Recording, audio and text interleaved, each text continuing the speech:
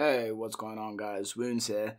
Welcome back to another video. I know it's been a long time, but you knew we're kind of piles on and I've just been kind of sick of reps, but I'm back now. A lot of interesting things are going on, so let's get right into it. What is the future of replicas and what the hell is going on in this community? Now I'm going to split this video into 3 parts. It's going to be split into one about the Pandabuy leak, which will be really quick. We all know kind of what happened and my 2 cents on it. The Pandabuy raids and what it really means for sellers, and then also what's going on with Sugargoo as well. Now before we get into this video, I just want to say I am back, but I always really appreciate if you guys like and subscribe if you guys like this type of content, and let me know what you guys think in the comments down below. Anyway, let's get right into this video.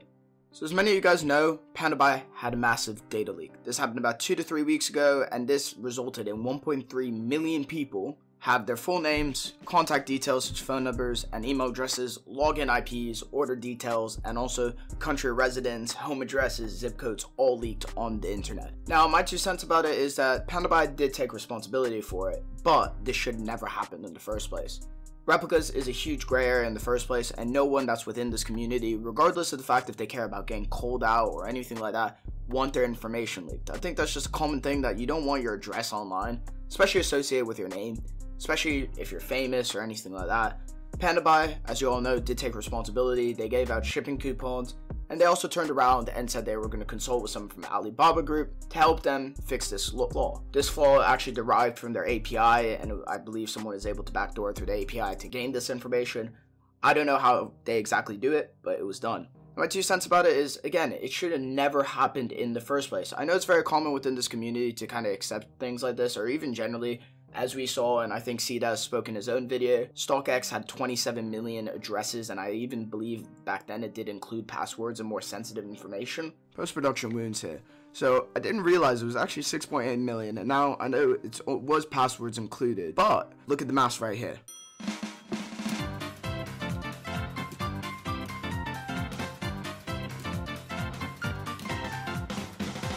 Can't lie, it looks really bad. I'm gonna be honest, like, CDAS underplaying the significance of a data breach that did affect over 1 million people. But it's not acceptable no matter what, if it's Pandabuy or even StockX. But I will give them some credit, they did take responsibility. Again, if you did get caught within this, which I think all of us did, I don't personally use Pandabuy, I don't have my address on that, but I do believe I have my email there. And then, I don't appreciate it because my full name's still there, I don't really appreciate having that there. So it should not happen in the first place, and especially considering I'm a user who just signed in, I'm gonna have my information leaked regardless if I use their service. Now I know this is a bit more minor, just to let you know, you can change your passwords, things like that. It's not essentially necessary, but just make sure if you ever get an email, random emails are probably going to start popping up, acting if they're Pandabuy, or even they're going to use it to fish with other companies that you might be associated with. Make sure not to click any random links. You'll know when a link is from a legit company, and also just don't press random links on your fucking email. It's quite common. Anyway, let's get into the biggest news of all, and that is the Pandabuy raids. Ladies and gentlemen, we got him.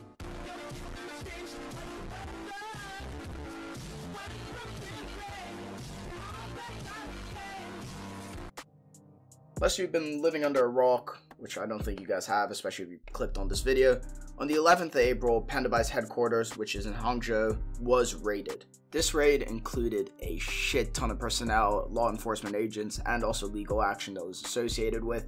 Essentially what happened was a bunch of companies, including the Swedish company, who have already sued CDAS, for example, and other people, pooled their resources to basically put pressure on the Chinese authorities to crack down on intellectual property infringement within China. Now, what happened? So, number one, they've identified 570,000 parcels that were within the Pandabuy system, and they also found physical parcels that they also investigated while there. But from what I heard myself and through doing my own research, a lot of it had to do with the computers that they had, especially considering the fact that Pandabuy is said to start operating again.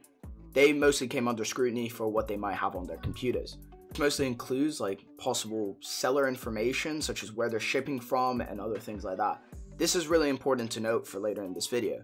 Other than that, it seems that Pandabuy themselves did discuss this. They're saying like legal action is being taken, and that at the moment that they're just trying to work through it. Considering their operations are supposed to be back online soon enough, it doesn't seem that it really impacted their day-to-day business completely. It seems for most people, you're not fucked. Your items are still in the warehouse. They weren't taken. They're not offering compensation for individual items. But I think this is another move to try and gain more scrutiny, where they then can turn around and provide the Chinese government with more information to try and stop it in China. Now, this is not guaranteed anyway, considering billions of parcels go through China a year. Tens of millions of parcels go through China a day. It's very difficult for them to pinpoint every single one. But again, it is a potential that there is going to be a bit of issue with shipping and things like that. But I think the most important thing is what I'm going to get into now, and it's going to be the sellers. A lot of sellers at the moment, I spoke to one who was saying that this is a very big issue for them, that a lot of them are waiting days and that they're trying to get refunds out, or they're just completely shutting down. For example, Husky Reps, very major seller within the fashion reps community, did end up shutting down his UPU completely. And I don't doubt that other sellers are going to be very vigilant, or they're just going to completely stop selling for a period of time. This is not the first time that this has happened. I'll put this article on screen right now from 2020. Where there was one seller, and I'm not sure exactly what items they were selling. It seems to be a Weedian seller who was doing more like wholesale mafioso type shit, because they had 40 million yuan worth of stuff, and on top of that they had luxury cars stolen and things like that. It seemed very mafioso from what I can tell. But this is not to say that this issue will not be felt throughout the seller market there, especially now that they have addresses, things like that, possibly from these computers. These sellers are definitely going to be scared. There's a lot of legal repercussion they can face, but not just legal repercussion, jail time and other things like that. And I won't be surprised if this issue is really just going to hit sellers more than agents will be hit. Agents have a lot more markets that we don't really look into, like e-commerce, business-to-business transactions and things like that allow them to keep afloat, right? For example, Sugargoo is very heavy into it. Sometimes you'll get an email. I'll show an example on screen right now, where they're trying to do e-commerce sales rather than focus just entirely on replicas. And considering that Pandabuy is going to be up and running soon again, they won't harshly feel the repercussions, because we can always have new agents, we always can have new companies come about. What these pool of the 16 rights owners want to come together is crack down on the producers of the infringed intellectual property and stop it from the get-go. To be honest, that really is my thought about it. Considering they're cooperating with the authorities generally, especially with their information and the information they have provided, because they are a business, they want to keep afloat, they will do anything to keep their business together, even if that includes selling out the same people that essentially allowed them to operate and have business. Pandabuy is one of the few agents, again in comparison to WeGoBuy, Superbuy, or even entirely almost focused only on replicas, and this was again a result of the big influx that we've had into the community over the years. But I don't doubt that, and this is speculation once again, that there may be some repercussions onto the agents, and I'll get into that in a little bit. But for now, again, don't press any random emails. You haven't lost your money. You can still take your money out of Pandabuy. I would be very wary. Tips and tricks: don't buy anything that has a swoosh on it. It may take a lot of time, and I don't doubt even when sellers do come back that they're going to be more vigilant, there's going to be delays, and that production's not going to be as high as it was before. And this does really suck, because at the moment we're seeing a really peak in the replica community that may die off a bit. I am stealing this from this article, but there's a lot to be said for the fact that when 16 big companies come together and try and crack down on intellectual infringement or property infringement, it is a big deal, because the pool of resources they have combined versus individually, bargaining power to be used to incentivize authorities to crack down on replicas. You need to do your due diligence, but just be careful and wary of what's going on right now, because a lot of people are going to take advantage of the fear that this is causing. And yeah, let's get into the last part of this video, which is going to be what the fuck is going on with Sugargoo. Now, if you're not in the Sugargoo Discord, they just announced that they are suspending the purchasing of branded items.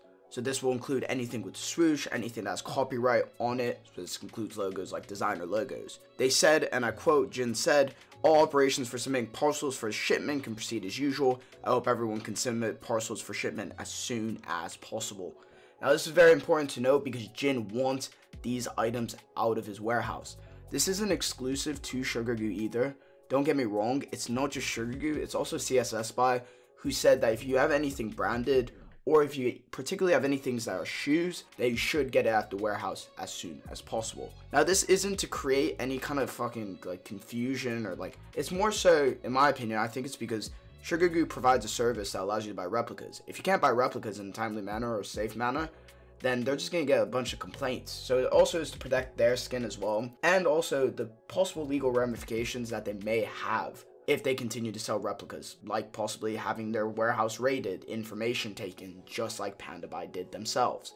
It's really fucking interesting to note as well. Sugargoo also suspended all their partnerships with anyone affiliated with any counterfeit items. If you go onto their Discord, you can notice that there's not even a Where to Cop channel anymore, but on top of that, there's no partnered sellers anymore. This includes the random sellers that sell like LJR batches and things like that. It seems to be them protecting their own hide, to be honest, that they don't seem like they're in contact with a bunch of people that are promoting replicas and counterfeit items. To be honest, this is the time where a lot of these agents are kind of just backpedaling and trying to make sure they're not going to be the next ones taken back to a dark room by the Chinese government and fucking questions. Yes, I am highlighting Sugargoo because I personally use them. I've used them for years, but they're not the only ones. CSS Spy obviously put out their own statement saying don't panic. They've had a lot of inquiries into refunds and things like that. They were saying that their entire refund and after sales inquiry team is being fucking rammed. So this is just another example of where these companies are getting the brute end of it when they're not even completely involved in what's currently going on. Again, this may just be kind of the influence of people around them that are saying, oh, you cannot be involved in this.